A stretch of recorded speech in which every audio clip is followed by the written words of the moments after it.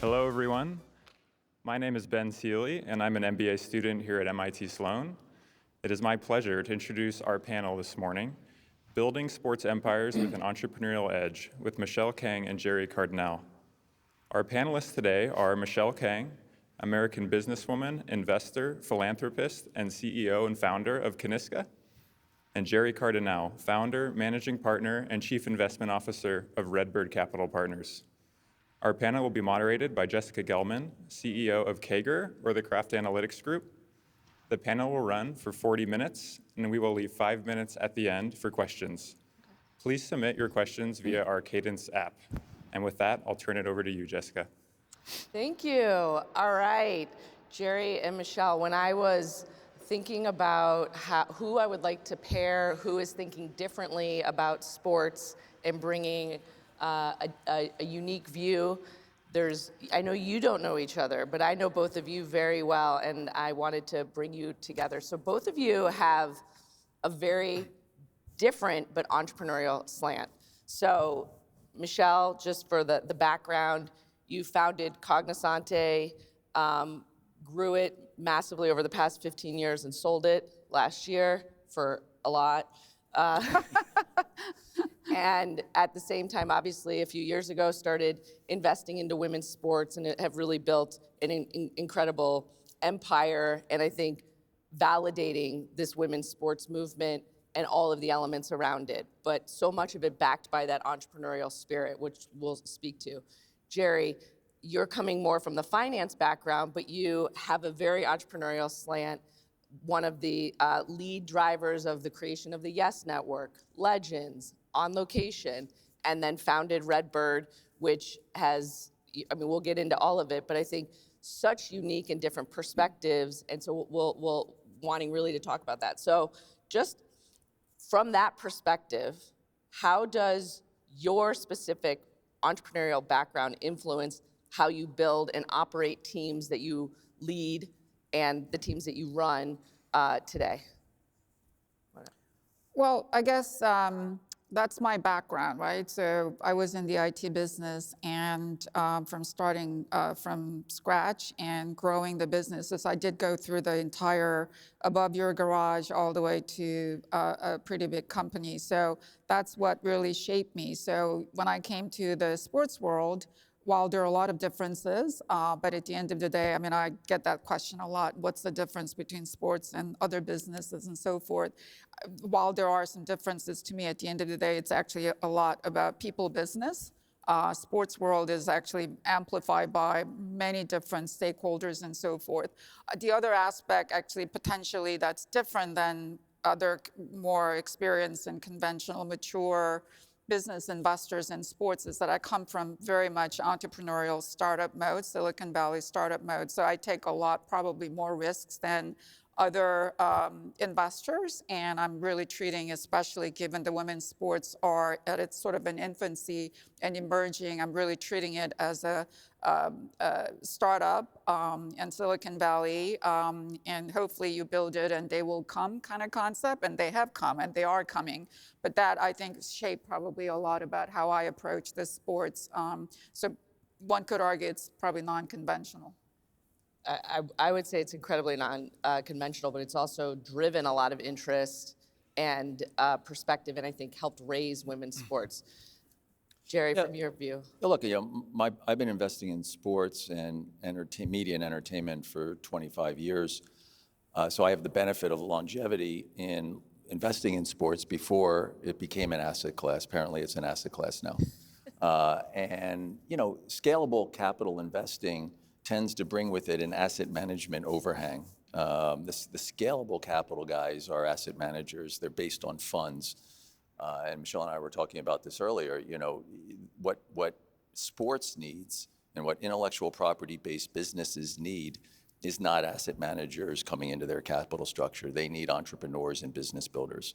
So when I started my career at Goldman Sachs, I just had a fundamental perspective that if Goldman Sachs was showing up with capital, that money cannot be fungible. That money has to add value. Now, adding value is really hard. Everybody today says they add value. Back in 25 years ago when I was doing it, just showing up with capital was the value add. Well, I always was of the view that it has to be more. So, my view was to really use the capital and commingle it with an operating and business building capability and help the rights holders in sports. The starting point for me was the Yankees, help them build businesses around their intellectual property. So, and that model has not changed over the last 25 years. So everything that we do, some of the companies that you mentioned, we partner with teams and leagues and we help them build terminal value businesses around their rights. And it's a win-win. It's a win for them and it's a win for the investor.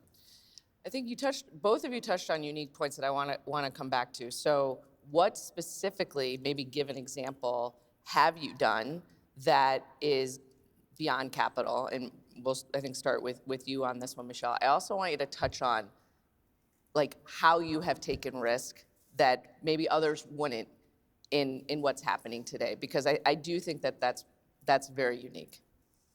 So even in my my life prior to sports, when I started my company, there were a lot of interest from venture capital and private equity wanting to invest in my company. And I chose not to accept any outside capital because if I were a private equity, I would not give money to me because I would take a lot more risks and I would not allow my portfolio company to do what I was about to do. So I did not accept, and it worked out just fine. But if I took the money, I think I could have probably gotten there potentially faster. But I think at the end of the day, in terms of women's sports, when I first came, I didn't really know anything about women's sports, let alone sports in general. And when I looked at women's sports, they've been really deprived of not only attention, but real resources that are fundamental to make this product really successful. So at the end of the day, I consider that sports are basically entertainment business. Women's sports do not necessarily compete against men's games only. We are competing against for discretionary time and discretionary dollars of our consumers. So we all have seven evenings, and where would consumers spend that 7 evenings and 7 days? They can go see a movie, they can go a Taylor Swift concert, they can go watch a football. So what's our compelling reason? What's our compelling value proposition that the consumers would choose to come to ours? So the product has to be really compelling and fun and exciting. And when I looked at the women's sports team, clearly there were so many things that needed to be done in terms of just improving the infrastructure for the players, the playing and training environment. But I think that at the end of the day, for the women's sports to actually flourish and realize its full potential, it's not just a training center. So to give you an example, the training methodology, right? Now, a lot of women's sports, especially team sports, they borrowed their training methodology and approach from men's teams. Well, women's body is not the same as men, so there's the hormone issues and the nutrition, sleep impact women differently. So women are not small men, so you can't just train women that way. So how do you do it? You have to start fundamentally investing in women's research on women's body, the impact of hormone on performance and things like that. The cleats, the boots, it's a sort of, I guess, industry sort of the fun way of looking at it is shrink it and pink it. So the men's cleats are made a little shorter, narrower, and pink it, and women wear it. That's one of the minor but still contributing factor for the injuries. So all those things, and the media coverage, right? So a lot of still traditional, the top media do not cover women as much as they cover men's sports. So how do we make sure that the women's sports get its fair share of coverage? So you need to bring all these adjacent components with the teams. You can't just say, I bought a team, I bought a beautiful training center and stadium, because all those things are not in place. This is not going to sustain. So I started investing not only the women's health and investing in women's health and training methodology and standards and so forth, but I'm investing in startups that are making women's cleats using female feet as the mold, not just shrink it, and pink women's shoes. I'm investing in media outlets that are covering only women's sports. I'm right now investing heavily in data analytics for sports. the tools for the coaches and staff, leveraging all kinds of data, video, audio, all those things, and of course use of AI. So all those stakeholders need to come together, not just the team. So I'm really making those investments before you can see the profitability and the forecast. Yeah. And before I turn it over to you, Gerry, just again for perspective, so the Washington Spirit have won a title and went to the championship this past year since you became the owner. When you bought the team, you, I think, spent double what was considered the market value at that time. And now it's worth more than 3x that. Yeah. And the London City team that you purchased last year is potentially going to go into the Getting WSL. promoted, yeah. So I mean, I guess something's working. But I think that she's kind of being the results speak for themselves, I guess I would say. So so Gerry, as you think about how you are de-risking, I mean, Michelle's taking big bets. I would say you've taken really big bets yourself, maybe, and it's been incredibly successful. I mean, pick one team on Everpass. Pick one. Look, I mean, I think over my career we've created something like $20 billion in companies, and it's all around the same theme. So from a risk management standpoint, it comes back to that partnership with the rights holder, right? And so we know what we're good at. We know what we don't have. The value here is in the intellectual property. I agree with Michele. I think sports, you don't need to go offshore. You don't need. There's so much to re-underwrite in sports today with the best stuff that's here, because they're all going through technological disintermediation in terms of the consumption and monetization of that content. Michele talks about value proposition. She's an entrepreneur. I had the same orientation. I'm always about, first and foremost, when I make an investment, why does it have a legitimate reason to exist? What's the value proposition? And so, the way I balance risk management is, I require the partner, the intellectual property partner, to vend in their rights on a long-term basis. I'll do the other stuff. I'll bring the guys to operate it and build it, and I'll bring the scalable capital. When we did the S Network back in 2001, that was the ultimate build it and they will come. So, I was a 33-year-old kid, and maybe I didn't know any better, but, we basically signed a deal the day before 9/11, September 10th, 2001. And all I had to show for that was that I owned 40% of the intellectual property of the New York Yankees, and I had to be on the air April 1st. And I didn't know the next day was going to happen, right? And so, but yet I had a 42-year media rights agreement. The longest media rights agreement at the time was really something ESPN would do, which was like 4 or 5 years. But the one thing we did know, that in the 9 million population tri-state area of New York, New Jersey, and Connecticut, the Yankees was the best must-carry content, and the Yankee games would get carried, despite 9/11, despite everything else. And so we got the carriage. A lot of people were looking at this. Even back then, they were talking about tiering, and we won a very seminal, arbitration against Cablevision. We got everybody else, but we didn't have 3/8 of our subscriber base because Cablevision kept us off the air the first year. And we won a very seminal case, which basically said that, look, when you talk about value proposition, the New York Yankees is a public trust. It's a public good, and that should be offered to consumers on a basic tier, not on a sports tier where a low-income housing, subscriber that lived next to Yankee Stadium couldn't afford to go subscribe to the S Network on a tier because it would cost more than going actually to a game. So it was sort of that orientation. Now, when you look back on it, if you just if you make an investment and all you have is a piece of paper that says you own something, that's pretty scary. But what we got comfortable with very quickly was the value of the IP, and then the business building part of it.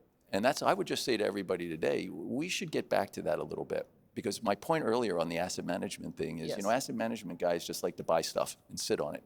And I think that, sports today is going through an evolution and a transition.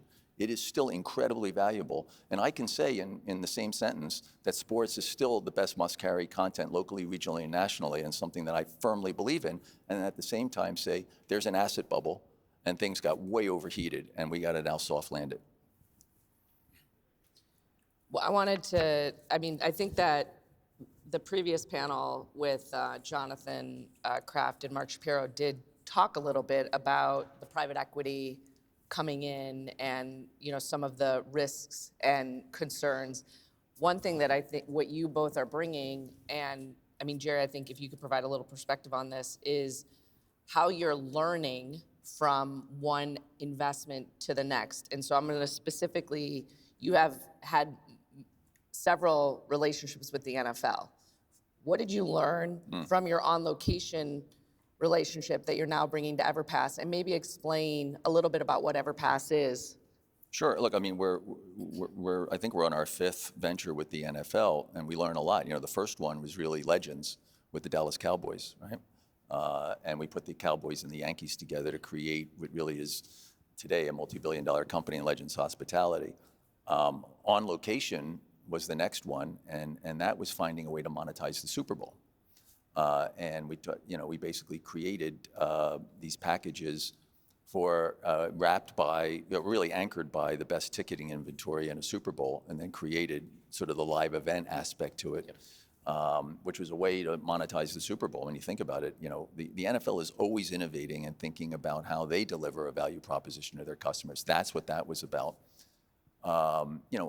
Before you even get to EverPass, the next one that's affiliated to the NFL was really One Team with the players themselves. And so we created a company with the NFL Players Association and Major League Baseball Players Association that corporatized their commercial licensing revenue. No, but what did you bring? Like, what did you learn with On Location? So the next deal with the NFL was, okay, here's what I learned. This worked. And here's how we're going to structure it differently, or we're going to approach it, if anything. Well, look, it's what you learn. It's what you kind of know going in if you're going to partner with the NFL, which is that the value proposition is the NFL.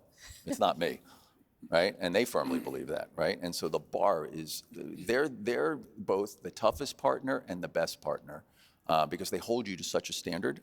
And everybody wants to do business with the NFL. So the starting point is going to be, well, why do I add any value to them, right? And so it is finding what I've learned. If you look at the progression, is that they're always looking to solve a problem, right? And we help them think through that. So most of the things that we come up with, whether it's On Location or One Team or EverPass or the Skydance joint venture, it really is not us looking for a deal. It's really sitting in Roger's office or sitting with some of the owners and just listening and then sharing ideas. And if you listen, you start to hone in on things that need to be solved, right? And again, the alchemy is capital's not going to solve it anymore. Everybody has capital. So it's more that other things. What you learn is how to partner. How do you partner with the 800-pound gorilla best rights holder in the world when basically everybody wants to throw money at them? So I think, Michele, in terms of learnings, so you started out as a minority partner in the Washington Spirit, then you became the majority owner, and you've subsequently bought 2 additional teams, Lyon in Paris and London City Lionesses. So you've doubled down in the space. Yes. You, I believe, have said that you anticipate at least a 5-year payback. Something like that. Yes. So I guess at first, what are you seeing between the US market versus the European market? And what are the things that you've spoken a little bit about the investment and how you're investing into the Spirit and the others, but what is the broader view that you're building and creating? Yeah, I think that especially the differences between European and the US, I think there's going to be a point of kind of coming together. European markets or the teams had very different kind of history and pathway, and Americans had different. So if you can just largely look at sports side, the commercial side, I would say certainly the US is ahead in terms of commercially, but Europe is not that far behind, right? In England now, Arsenal is playing all their regular season games at the Emirates, which is 50, 60,000, they sell out. Olympique Lyonnais, starting next year, we're going to play all our games at our major stadium, which is 57,000. I don't think we're going to sell out most of the games, in part because French league is not as competitive as other countries. This is being broadcasted, right? Hopefully, I shouldn't say this.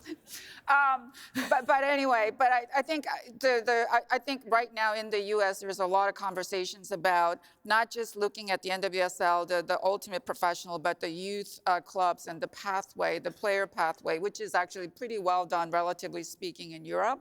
They have a very well-defined and way to produce, really develop female players, I mean, for that matter, male as well. But in the U.S., it has not been the model. Most of the youth academies are pay to play and all that. So U.S. soccer and the leagues are paying attention to it. So competitively, I think, there's a lot of people talk about the style differences, and I think because they have to compete against one another, they're kind of learning from each other, and being athletic versus highly technical, they're learning from each other. But in the end, I think that there is an incredible efforts right now globally, how to bring this women's sports, not just it's a European thing or English thing, French thing, or the US thing. How do we bring this women's soccer, especially since I'm involved in soccer, to really bring this to the global forefront, to make it look like it's really legitimate, one of the best and the most popular sports. So we're having a lot of conversations about women's sport. Women's soccer is not men's soccer.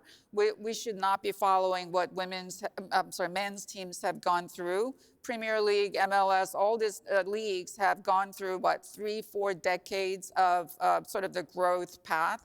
There's no reason for us to go through that, and our games are actually very different than men's games. So there's a lot of recognition, and as a result of that, then what should be the competitive format? How we should look at women's football differently, soccer differently than men's soccer, so that we don't just do just because men did it.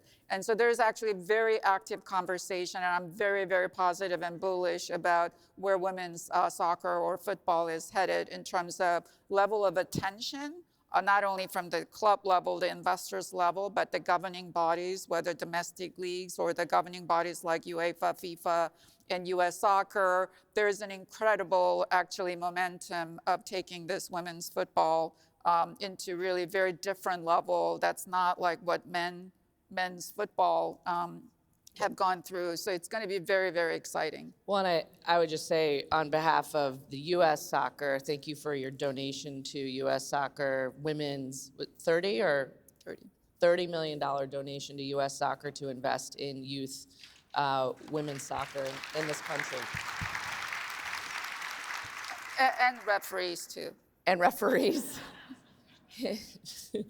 So, okay, we've talked about the investing side. We can come back to it later. Again, you probably haven't made this connection, but I have made this connection. You have both partnered with very high profile, successful former athletes. Michele with Magic Johnson, Gerry with The Rock, Dwayne Johnson. And how does partnering with them enhance your investment? Well, look, I think it's important to realize that, people like us, we're not grabbing for the celebrity. What we see in these individuals are entrepreneurs first and foremost. I've trafficked in this world for so long, and I've had the benefit of going between sports and Hollywood. And what I look for, particularly in a world today that's social media driven, where everything's ubiquitous, I'm looking for what else can I add to the equation of the way I invest that would be enhancing. And these individuals, some of these individuals today are IP in and of themselves, right? And so I've always said that if we want to buy an expansion NBA team, or if we want to buy into the NBA, who better to help me curate that and to figure it out than LeBron? Right? If I want to create the development league for the NFL and find a way to bring spring football back on a continuous basis, so it's not just stop and start, and deliver a live event entertainment value proposition rooted in great football, who better to curate that than Dwayne, who really, if you ask Dwayne's biggest regret in his career, he didn't make the NFL. right? So he was on the championship Miami team, Right. playing with Warren Sapp and those guys, right? So he gets it. And, and by the way, it's the same thing I do in Hollywood with Ben Affleck and Matt Damon. I mean, who Yeah. better to help me think through, this sort of technological disintermediation that Netflix has unleashed than the talent themselves. But it really is the 80-20 rule, because most of the talent isn't really oriented that way. But occasionally you'll find these kind of unicorns, and I just bear hug them, because they can teach me and help me, and in return I can help teach them and give them a pathway for their own value creation for themselves. So just for the audience, Gerry partnered with Ben Affleck on Artists Equity. Do you want to just give a little? Yeah, look, I'd been looking at this part of Hollywood for many, many years and never could get comfortable with the hits risk around it. You talked about risk earlier, right? And Skydance with David Ellison was really the first time that I got comfortable with investing in that part of the value chain. And it really was the first wave of streaming. And 80% of that business was subscription video on demand, where we really were the original content producers for the streamers, right? And and we would get our costs back the day we delivered a show, and then a contractual return on that. And that was something that I could get my head around. The second wave of streaming came, and once the Netflix shock to the system got absorbed in, people, started to want more quality rather than quantity, right? And who better to sort of think about commercially viable, but very, very, great content than Ben and Matt, right? And, and then what I found, I've known them forever, and they've always been very entrepreneurial. I'd say, Matt wants to win Oscars, Ben wants to make money, which is great. They're together, they're the perfect person. And, but, we created a company called Artist Equity. The first movie was a sports movie. The first movie was Air, Right. The story of Michael Jordan and Nike, and it was very successful. But what they're doing is we're in a weird way, it's a little bit like Robin Hood. We're empowering talent. And so what they basically, because they're so credible and they're at a point in their career, we're the same age, so they're at a point in their career similar to me, where all the guys that came before them, the Spielbergs and the Clooneys and the Denzel Washingtons, they all want to work with them.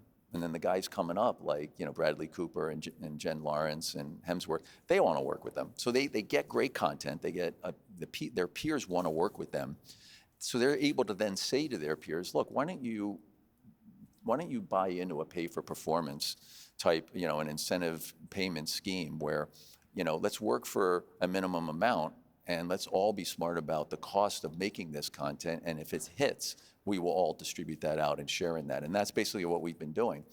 And we've basically have done close to $1 billion in original content production. We got The Accountant 2 coming out.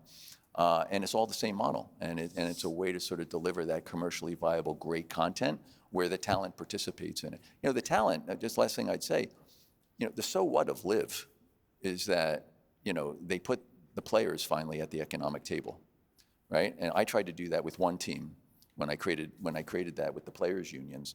You're going to see this more and more. When you look at the value chain in sports, it's very simple. It's players, teams, and leagues. And historically, the money only went here. It never went here, right? But that's changing. And the players today are the content generators. They are IP in and of themselves, and they have a rightful place at the table. And so it's going to require all of us to sort of embrace that and figure it out.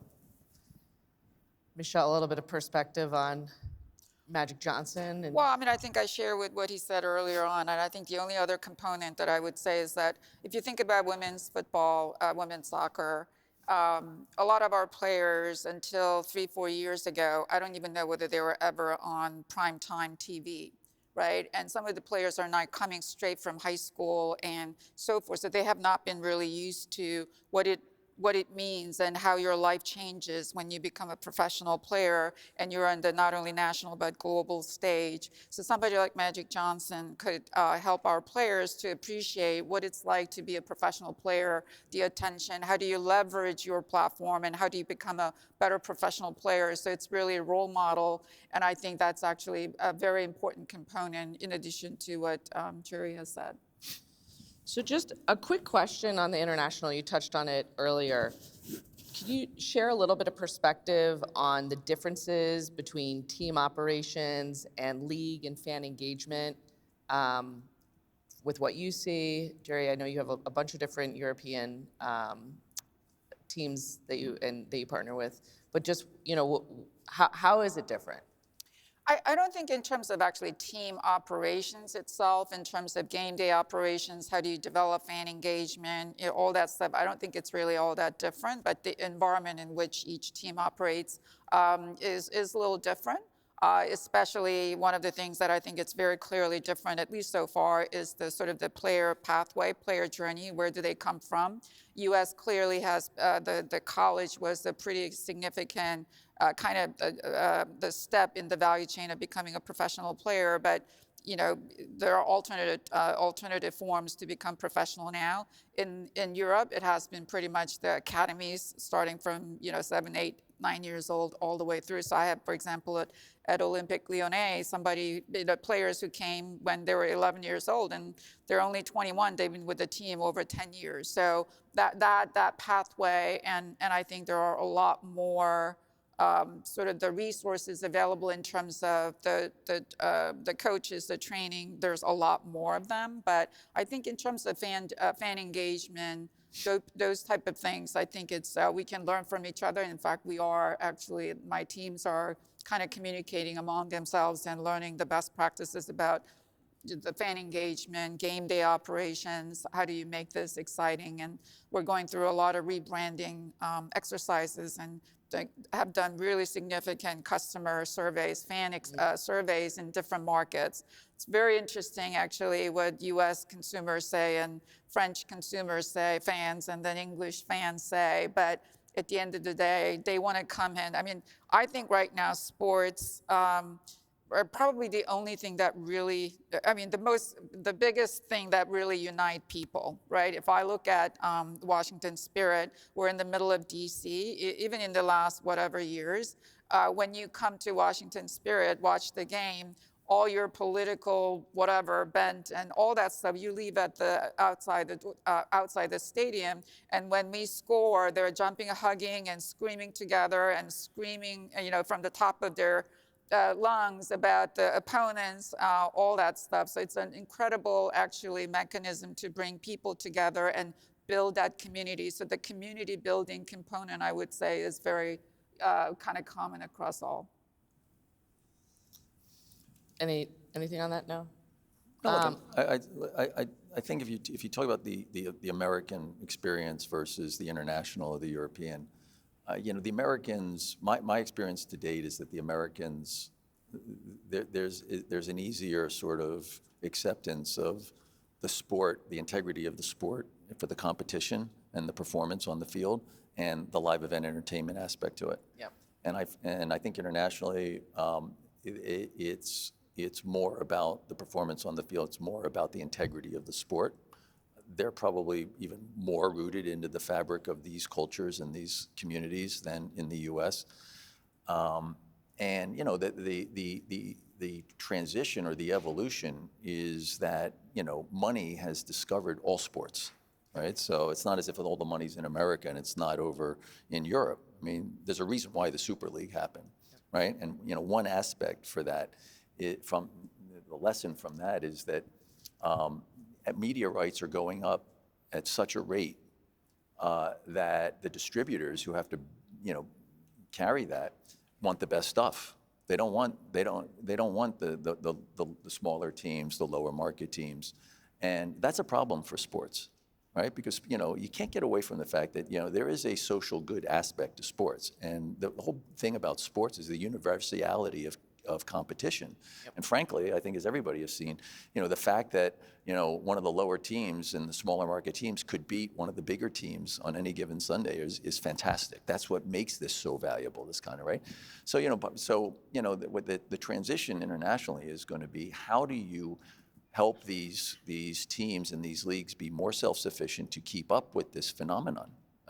And I think that's going to create opportunity, but it's got to be, it's obviously got to be moderated for the European, mentality and and what the Europeans want. It can't just be an American overlay to that. But there are benefits to that, because at the end of the day, the best thing guys like us can do for the guys in Europe is to help them become more self-sufficient, to be able to find ways to generate more capital to reinvest back in so that they can be competitive, because ultimately sports is going to be very global.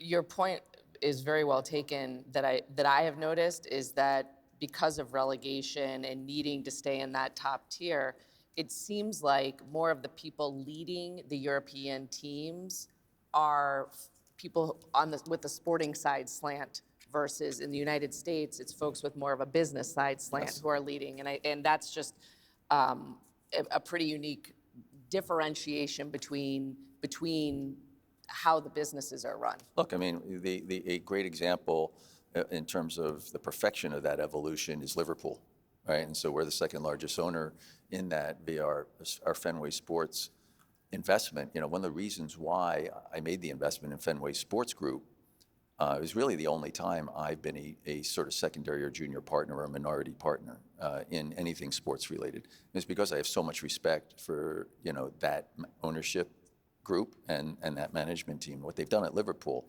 is, people should take note, right?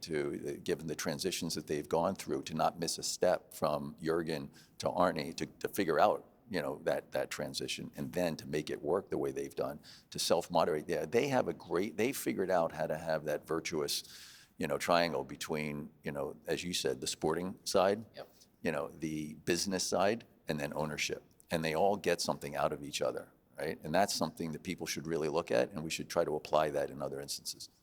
But, every time I talk about the women's sports investment, a lot of people talk about one of the differences being promotion relegation in Europe versus closed system in the US. And they think that the relegation promotion is making valuation, sort of suppress the valuation, and because of the risk. I actually love it. I think it's what makes actually the game a lot more exciting. I'm right now trying to get promoted. Every weekend is a nail-biting time, and I don't think I'm going to live out my natural lifespan. But I think that's part of the game, in my opinion. That's probably the entrepreneurial in me, as opposed to the financial investor in me. But I think that really comes with the sort of the history and what this game is about. I think that really makes the product exciting, and to a large extent, a lot of fans engage, because every weekend there's that ranking changes. Oh my God, we're going to get relegated. Oh my God, we're going to get promoted. So I actually love it. Yes, there are some impacts, but in terms of ultimately financials, but I think that's what makes the game even more exciting, in my opinion. And stressful. Okay, we're going to take a couple questions from the audience. So I'm going to start with you, Gerry. Can you speak to the dedicated RedBird fund that's investing specifically in college sports athletics, and how you think that dynamic will change college sports? Well, you said something earlier in your question about the continuity of the investments that we make, and I would say that every investment that I make is really a function and an output of the prior investments. Your point on learnings with the NFL, I have to say that college sports and what it's going through right now, I think this is the most interesting opportunity that I've seen in my entire career, and it'll enable someone like me to take everything that I've done for close to 30 years and bring it to an ecosystem that desperately is in need of it, but it's not that straightforward. I mean, we've been working on engaging with the college ecosystem for a couple of years. You've got different layers. You've got the athletic departments. You've got the university C-suite. You've got the conference commissioners. Every solution needs to be bespoke, but generally it's, what's happened is, going back to my earlier point about the players having a seat at the table, NIL now has sort of been hijacked a bit by the transfer portal. It's pay to play. And that's creating, once again, it's creating capital/budget issues for these programs.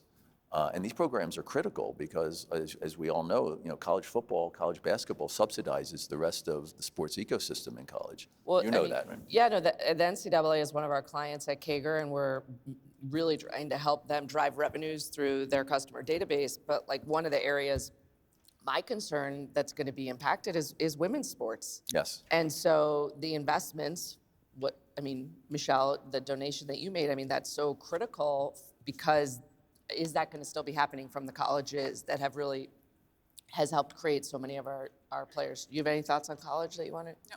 Okay. So Michelle, this is a question. I hope I don't catch you off guard. Women's Super League is discussing a move to a non-relegation system similar to American sports, but less common in Europe. Can you comment on this because you're on the board? So I think I will comment to the extent that it's been reported in the media. Okay. And I think that the media did report that it is not a forever suspending the relegation, but the way that the WSL is trying to move the competitive format, it requires a lot of people stepping up and making some serious investments. So for example, I'm now building probably the biggest and the most sophisticated, dedicated women's training center in London for the second division team, right? So my team is second division, but I'm investing in it. And it's gonna encourage a lot more people to come in and put some significant money. As we talk about this relegation, a lot of investor gets a little kind of concerned about, well, I put all this money and I get relegated, what is that? So it is designed to protect the investment that we hope to see. And for a certain finite period of time, you don't have to worry about the relegation so that you have time to build a team and be sustainable and compete at the highest level. So it is not forever, they're talking about suspending, but just to protect that significant investment that we're looking to see, and that's what it's about. And I think it's probably the right thing to do. Wow. Okay. I'll invest regardless, but. And successfully.